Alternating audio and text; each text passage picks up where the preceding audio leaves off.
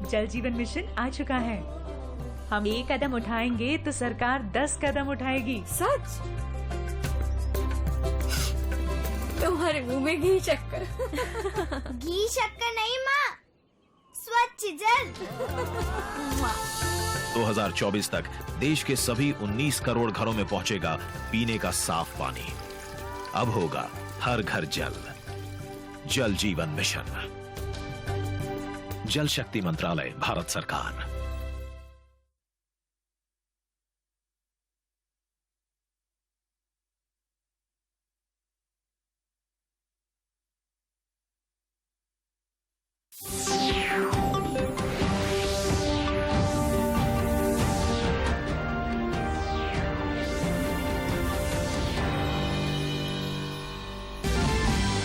प्रधानमंत्री नरेंद्र मोदी ने कोविन वैश्विक सम्मेलन को किया संबोधित, कहा टीकाकरण अभियान में भी डिजिटल माध्यम की बड़ी भूमिका।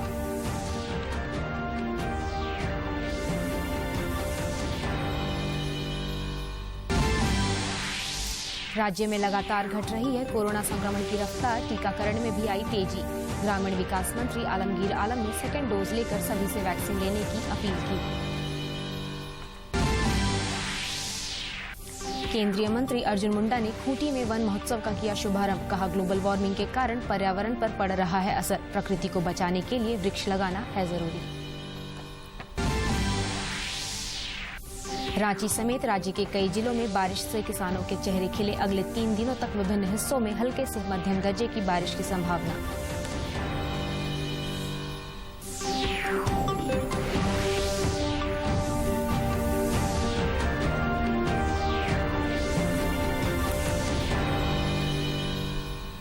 नमस्कार, खबरें झारखंड में आपका स्वागत है। मैं हूं कामिनी और समाचारों में आगे बढ़ने से पहले ये संदेश।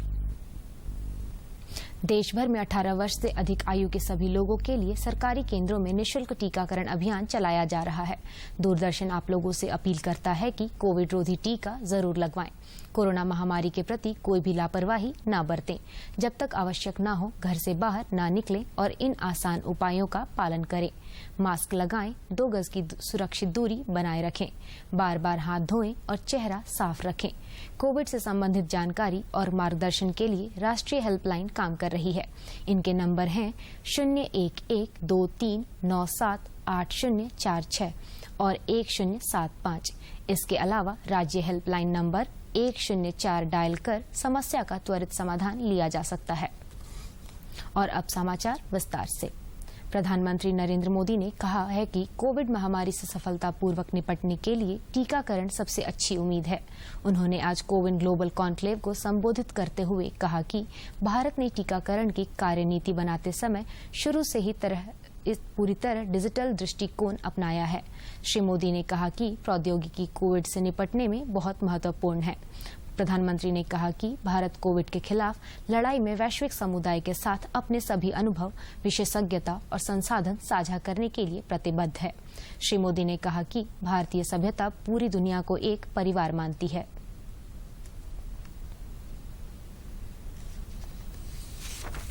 Experience shows that no nation, however powerful that nation is, can solve a challenge like this in isolation. The biggest lesson from the COVID-19 pandemic is that for humanity and the human cause, we have to work together and move ahead together. We have to learn from each other and guide each other about our best practices. Right from the beginning of this pandemic, India has been committed to sharing all our experiences, expertise, and resources with the global community in this battle. Despite all our constraints, we have tried to share as much as possible with the world. And we remain eager to learn from global practices. देश में पिछले 24 घंटे में 42,000 से अधिक corona संक्रमित मरीज ठीक हुए। अब तक 2,97,00,000 मरीज स्वस्थ हो चुके हैं।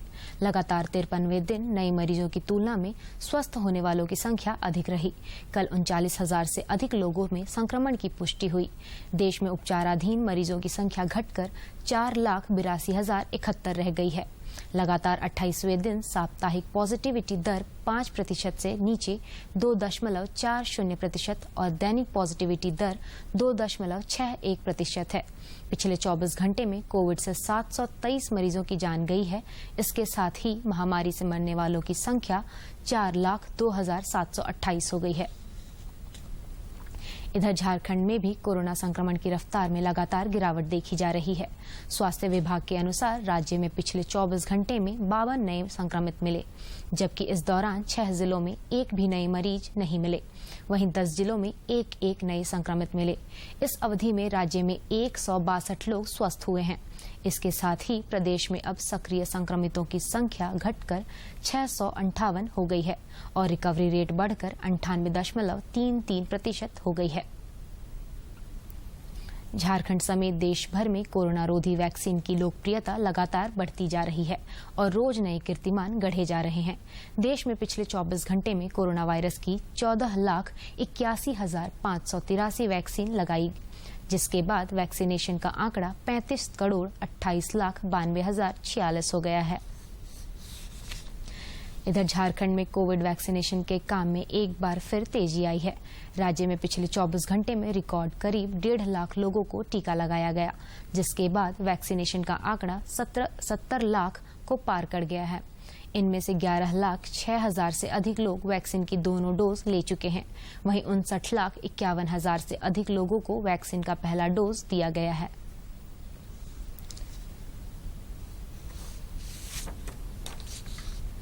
राज्य के ग्रामीण विकास मंत्री आलमगीर आलम ने आज पाकुड़ परिसदन में कोविड-19 का दूसरा डोज लिया।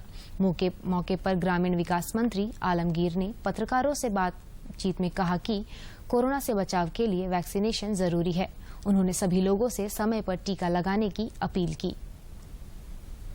अपने परिवार को सुरक्षित करने के लिए और देश और प्रदेश के हित के लिए वैक्सीन खुद लगाए, परिवार के लोगों को लगाए और दूसरे को लगाने के लिए प्रेरित करें। रामगढ़ जिले में आज दूसरा मॉडल वैक्सीन सेंटर का उद्घाटन जिले के उप विकास आयुक्त ने किया।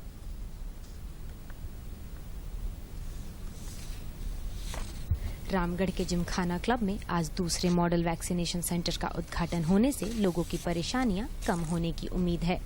उप विकास आयुक्त नागेंद्र सिन्हा ने बताया कि जिले में अब तक 2 लाख से ज्यादा लोगों को कोविड-19 वैक्सीन का टीका दिया जा चुका है। और अगल बगल भी हम लोगों ने प्रयास किया कि सेंटर चलाया जाए ताकि लोग जो है ज्यादा से ज्यादा लोग आए। मौके पर पहुंची अनुमंडल पदाधिकारी कीर्ति श्री ने बताया कि भारत सरकार के गाइड अनुसार अब यह वैक्सीन गर्भवती महिलाओं को भी दिया जा सकता है। गवर्नमेंट ऑफ इंडिया ने ये निर्णय लिया है कि गर्भवती महिला को भी वैक्सीनेशन ले सकते हैं। समाज सेवी और जिमखाना क्लब के अध्यक्ष विनय कुमार का मानना है कि इस महामारी से निपटने का वैक्सीन ही एकमात्र उपाय है। करेंगे ताकि शहर के ज्यादा से ज्यादा संख्या में टीकाकरण हो सके और इस महामारी से एक ही उपाय है टीकाकरण। वैक्सीन लेने पहुंची एक छात्रा ने बताया कि उसे वैक्सीन लेने में कोई दिक्कत नहीं हुई। लेने में कोई दिक्कत नहीं है, ये कोरोना महामारी से बचाएगा, सभी को ये वैक्सीन लेना चाहिए। राज्य की ओर से वैक्सीनेशन को लेकर जगह जगह टीकाकरण केंद्र बनाए जा रहे हैं। वहीं मोबाइल टीकाकरण वैन के माध्यम से ही बुजुर्गों और दिव्यांगजनों को वैक्सीन लेने की सुविधा प्रदान की जा रही है। रामगढ़ से के तिवारी की रिपोर्ट।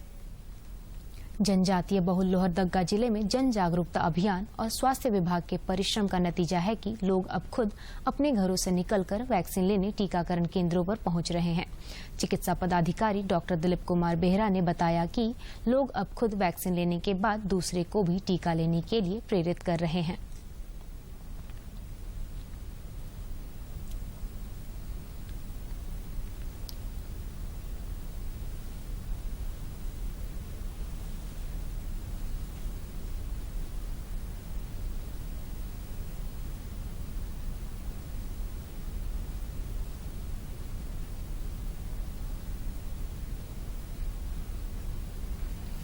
दे रहे हैं।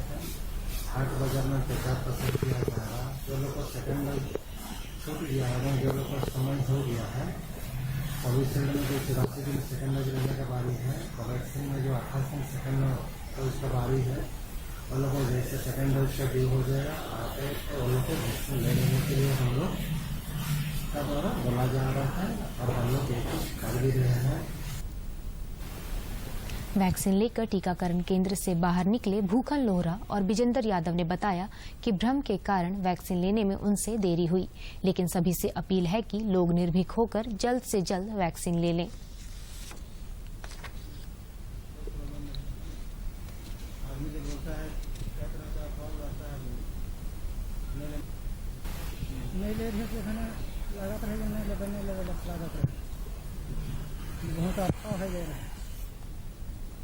जनजातीय मामलों के केंद्रीय मंत्री अर्जुन मुंडा आज खूंटी जिले के कर्रा प्रखंड के कटमकुट्टू पहुंचे और वन महोत्सव का शुभारंभ किया। इस अवसर पर केंद्रीय मंत्री ने वृक्षारोपण किया और हाईटेक नर्सरी का अवलोकन किया। मौके पर कार्यक्रम को संबोधित करते हुए श्री मुंडा ने कहा कि वर्तमान समय में वन पर्यावरण संरक्षण की आवश्यकता प्राथमिक आवश्यकताओं में शामिल हो गई है। उन्होंने कहा कि कोरोना संक्रमण काल में पूरी दुनिया में ऑक्सीजन की जरूरत को समझ लिया है। या तो आज के दिन में नदियों से बालू हम निकाल करके ठीक है घर बना रहे हैं, उपयोग में कर रहे हैं, लेकिन अधिकतर चीजें इरोजन यानी कटाव के माध्यम से भारी संख्या में धरती में कमी आ रही है। उसको एक ही चीज रोक सकता है, वो हमारा पेड़ और पौधा।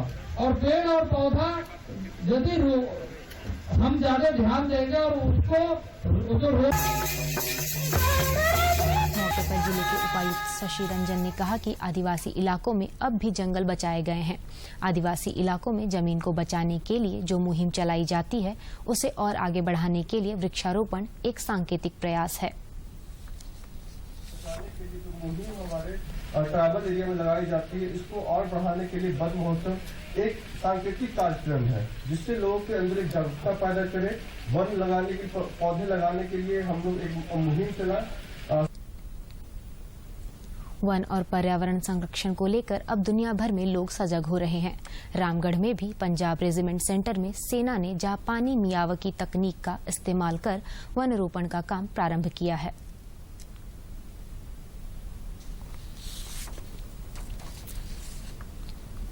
रामगढ़ के पंजाब रेजिमेंट सेंटर में जापानी मियावाकी तकनीक से वन रोपण कार्यक्रम की शुरुआत की गई है। इस नई तकनीक से 20 से 30 वर्षों में जंगल तैयार हो जाते हैं। वहीं पारंपरिक वनों को विकसित होने में 200 से 300 वर्षों का वक्त लग जाता है। और सेना का कार्य ही रहा है शुरू से ही जनता के बीच में जागरूकता लाना, और जब भी देश की आवश्यकता होगी उसके लिए सेना हमेशा तत्पर रहती है और इंडियन आर्मी का यह कार्य सच में प्रशंसनीय है। वन रोपण अभियान में 368 लोगों ने अपने परिवार के साथ 600 वर्ग मीटर के छोटे से दायरे में 1400 पेड़ लगाए। जो वन क्षेत्र का विकास होगा, इससे आने वाले समय में यहाँ के रामगढ़ के स्थानीय निवासियों को बहुत ही फायदा होगा, ज्यादा ऑक्सीजन मिलेगा और वृक्षारोपण के प्रति सारे देश के ग्रामीण भी जागरूक होंगे।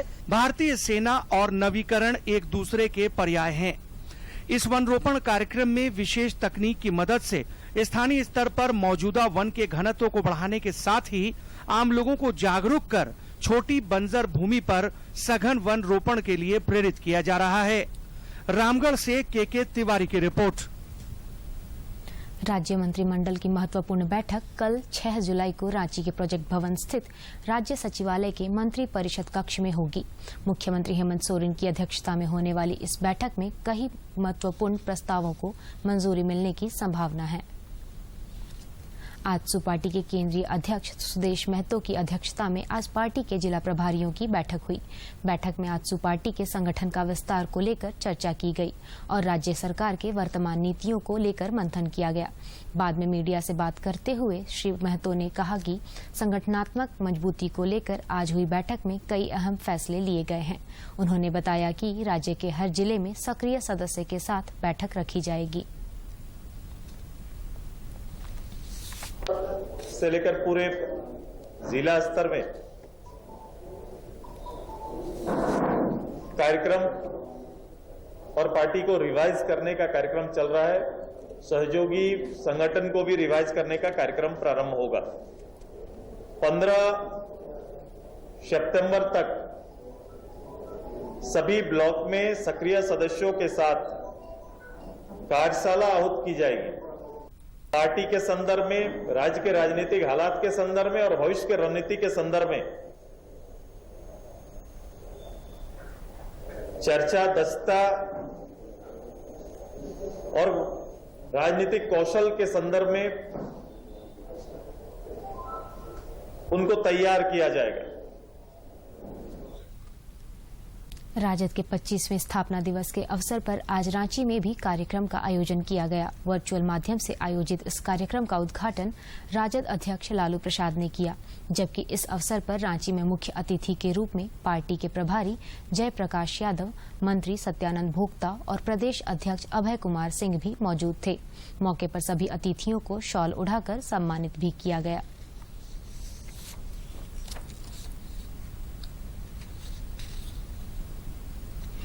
कि गरीबों के साथ न्याय हो और न्याय के साथ विकास, तो इस उद्देश्य से उन्होंने पार्टी का फॉर्मेशन किया। आज 25वां स्थापना दिवस है, इसको पूरे देश में रजत जयंती के रूप में लोग मना रहे हैं। ने किया था 5 जुलाई को, आज 25वां स्थापना दिवस रजत जयंती के रूप में हम सभी नेता, साथी, माननीय मंत्री, अध्यक्ष जी सभी हम एक साथ झारखंड प्रदेश में मना रहे हैं। पूरे देश में, सभी प्रदेशों में, झारखंड प्रदेश में, बिहार प्रदेश में राष्ट्रीय जनता दल के कार्यकर्ताओं को, नेताओं को मैं अपनी ओर से जोहार करते हैं, धन्यवाद देते हैं, बधाई देते हैं और विशेषकर हमारे राष्ट्रीय अध्यक्ष माननीय लालू प्रसाद यादव जी को, जिन्होंने गरीबों के न्याय के लिए पार्टी बनाई है।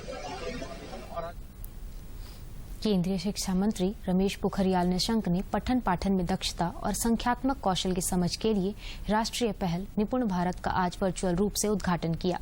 इसका उद्देश्य बच्चों में पठन पाठन, लेखन और संख्यात्मक कौशल की दक्षता विकसित करना है। निपुण भारत का शुभारंभ करते हुए श्री पोखरियाल ने कहा कि ये पहल नई शिक्षा नीति का मजबूत स्तंभ सिद्ध होगी।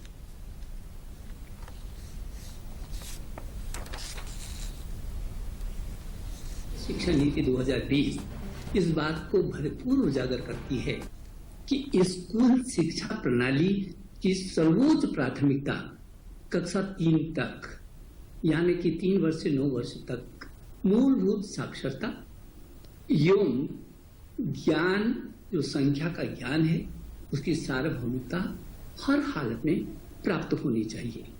हमारी जो राष्ट्रीय शिक्षा नीति इस बात को लगातार दोहराती है और इस बात पर भी चिंता प्रकट करती है और उसका समाधान मांगती है कि मूलभूत शिक्षण को स्कूलों में ही पूरा किया जा सके।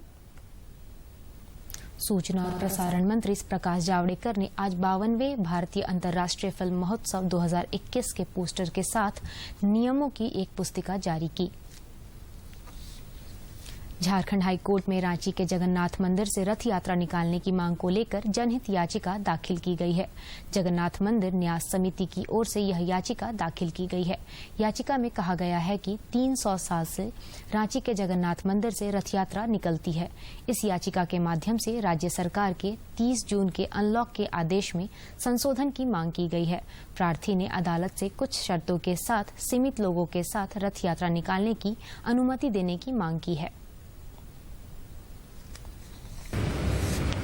जगन्नाथ मंदिर न्यास समिति रांची की ओर से रांची में जगन्नाथपुर मंदिर से रथ यात्रा निकालने की अनुमति की मांग को लेकर एक जनहित याचिका दायर की गई है झारखंड उच्च न्यायालय के समक्ष, जिसमें कहा गया है कि सुप्रीम कोर्ट में जिस प्रकार से पुरी स्थित जगन्नाथ मंदिर से रथ यात्रा निकालने का अनुमति दिया था, उसी प्रकार से रांची में भी 300 साल पूर्व से चल रहे रथ यात्रा को निकालने की अनुमति दी जाए और 30 जून से जो राज्य सरकार का अनलॉक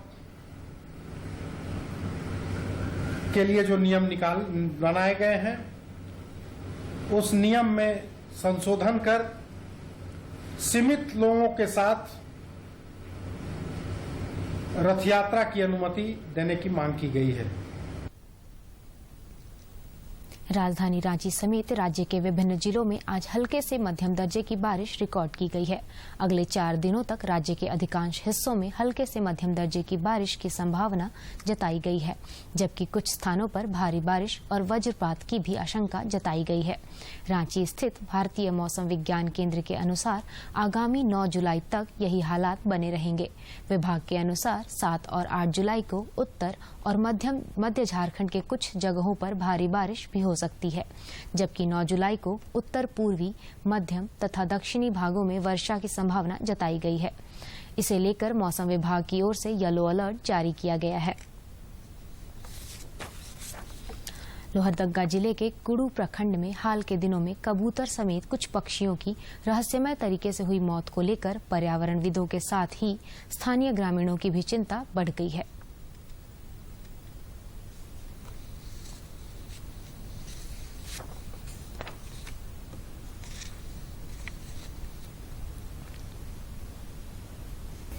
लोहरदगा जिले में कुडू प्रखंड के टाटी पंचायत के विभिन्न गांवों में कबूतरों की मौत मामले में पशु चिकित्सा पदाधिकारी डॉक्टर तनवीर अख्तर का मानना है कि इन मौत के पीछे पक्षियों में विकसित होने वाली बुरी आदत पंख नोचवा कैनिबालिज्म जिम्मेवार हो सकती है।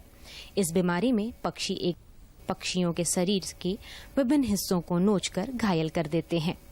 कुछ दिनों से ये खबर आ रही है कि कबूतर और पक्षियों में गर्दन के नीचे जख्म की शिकायत मिल रही है। कुछ पशुपालक भाई और किसान ये शिकायत कर रहे हैं और अखबार के माध्यम से भी हमें पता चला कि ऐसी समस्याएं पशुपालकों के बीच पे उनके पक्षियों में आ रही है।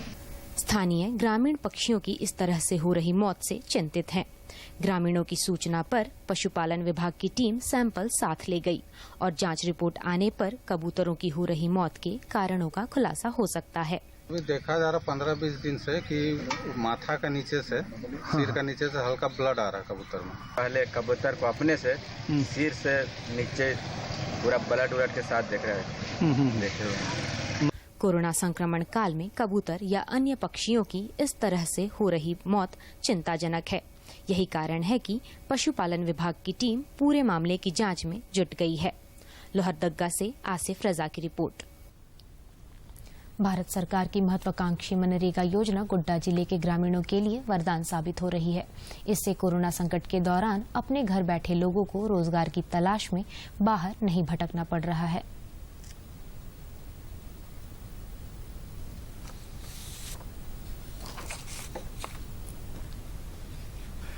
ये नजारा है गोड्डा जिला अंतर्गत अति पिछड़े जनजातीय प्रखंड बोआरीजोर का। यहाँ ग्रामीणों की पेशानी पर पड़े बल धीरे धीरे कम होने लगे हैं। कई पंचायतों के ग्रामीण खेतीबाड़ी के साथ साथ सरकारी मनरेगा योजना का लाभ जो उठा रहे हैं। मनरेगा की मजदूरी मिलने से ये ग्रामीण संतुष्ट नजर आ रहे हैं। इस लॉकडाउन में भी हम लोगों को मनरेगा के काम से रोजगार मिला है, स्थिति अच्छा है। नरेगा का काम मिलने से लौट चुके प्रवासी मजदूर बेहद खुश हैं। अब काम ढूंढने के लिए उन्हें गोड्डा मुख्यालय का चक्कर भी नहीं काटना पड़ रहा है। कोई पोखर बनाने के काम में जुटा है तो कोई अन्य सरकारी काम में। समय पर सरकारी पैसे मिलने से इनका घर-बार अच्छे से चल जो रहा है। फायदा यही हो रहा है क्या, अपना बाल बच्चा का जो क्वारंटाइन में अभी जो कि मेरा काम जो मिल रहा है, बाल बच्चा को अभी आप जिस तरह मतलब चलना चाहिए और चलाना चाहिए उस तरह चल रहा है। गोड्डा के बोआरीजोर प्रखंड की कुसुम घाटी पंचायत के ग्रामीण मनरेगा का पैसा मिलने से बेहद खुश हैं, क्योंकि काम की तलाश में इन्हें राज्य से बाहर जाने की जरूरत नहीं रह गई है। Bureau report. कोरोना का खतरा अभी टला नहीं है। दूरदर्शन झारखंड आप सबों से अपील करता है कि आप खुद भी मास्क पहने तथा दूसरों को भी मास्क पहनने के लिए प्रेरित करें और सामाजिक दूरी के दिशा निर्देशों का पालन करें। मास्क के उपयोग को लेकर सभी के सहयोग से मास्क अप इंडिया अभियान की शुरुआत हुई है, जो डीडी न्यूज और उससे जुड़े सोशल मीडिया पर जारी रहेगा। कोरोना को हराना है, मास्क जरूर लगाना है।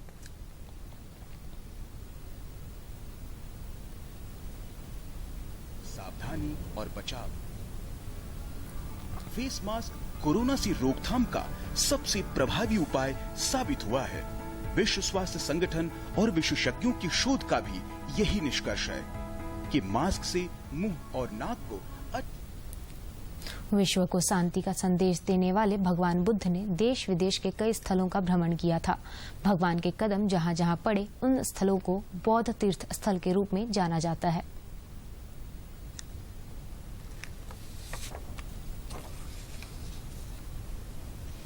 विश्व भ्रमण के क्रम में भगवान बुद्ध रांची से करीब 40 किलोमीटर दूर स्थित जोन्हा गांव के निकट स्थित जल प्रपात भी पहुंचे थे, जहां मौजूद छोटा सा मंदिर और स्तूप आज भी उनकी यात्रा वृतांत की कहानियां पर्यटक को बताती है। कल कल करती संगीतमय लहरों के बीच करीब 150 फीट ऊंचाई से गिर रहे इस झरने में कभी भगवान गौतम बुद्ध ने भी स्नान किया था। गौतम धारा के एक छोर पर भगवान बुद्ध को समर्पित एक मंदिर और आश्रम है, जिसे राजा बालदेव दास बिरला के वंशज ने बनवाया था। स्थानीय लोग जोन्हा नाला भी कहते हैं, क्योंकि इसकी धारा गंगा घाट से आती है। गौतम बुद्ध आए थे और उसके बाद यहाँ पर मंदिर बनाया गया। मंदिर का नाम से यहाँ गौतम धारा बना और फिर गांव का विकास भी हुआ। रोड बना, रोड के बाद फॉल नीचे जाने के लिए सीढ़ी बना और क्या बोलते हैं स्टेशन भी बना उसके नाम से। इतिहास के कई पन्नों को अपने आप में समेटे यह स्थल शोध करने वाले छात्रों के लिए जिज्ञासा का विषय बना हुआ है। पर्यटन स्थल पर शोध करने वाले छात्र अक्सर यहाँ पहुँचते रहते हैं। रांची से गए छात्र इस ऐतिहासिक स्थल पर आकर छात्र काफी उत्साहित दिखे। गौतम बुद्ध के बारे में जो कुछ जानकारियाँ हासिल करना चाहता हूँ, जिसके लिए मैंने सुना था कि इस अगल बगल में गौतम धारा के नाम से कुछ स्थान है, जो जोना फॉल के नाम से भी जाना जाता है। भगवान गौतम बुद्ध से जुड़े इस ऐतिहासिक स्थल को देखने के लिए रांची और आसपास के जिलों से प्रतिदिन बड़ी संख्या में लोग पहुंचते हैं। बोकारो से पहुंचे एक पर्यटक का कहना है कि जर्जर हो रहे मंदिर और आश्रम को संरक्षित करने के लिए पहल होनी चाहिए। गौतम बुद्ध का बहुत पुराना मंदिर है, उसे थोड़ा हमको भी मन किया कि थोड़ा देखने आना चाहिए हमको भी, तो हम वही देखने के लिए आए। तो यहाँ देखें तो कि बहुत सा टूट पाट गया है, तो थोड़ा हमको भी लगा कि यहाँ काम होना चाहिए। भगवान बुद्ध की यात्रा वृतांत से जुड़े होने के कारण इस ऐतिहासिक स्थल को लेकर गौतम धारा के नाम से भी जाना जाता है।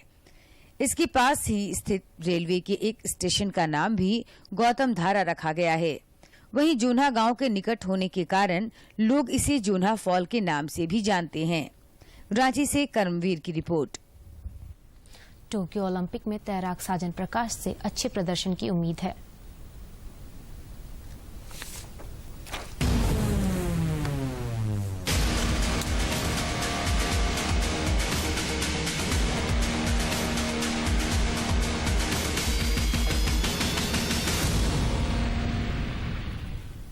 Learned a lot through the period of training through the strategy of swimming the 200 fly race. I think it's all about that experience which I went to the first Olympics and then the Asian Games, and the training with other coaches and working on many other aspects of this race. And I think I've gained a lot of knowledge about 200 fly, and I think I will put everything together to swim at this Olympics and maybe even more after that.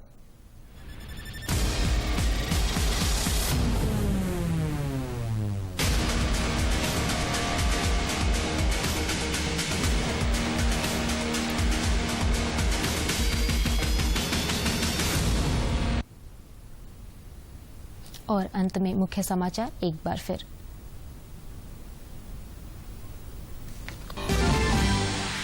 प्रधानमंत्री नरेंद्र मोदी ने कोविन वैश्विक सम्मेलन को किया संबोधित, कहा टीकाकरण अभियान में भी डिजिटल माध्यम की बड़ी भूमिका।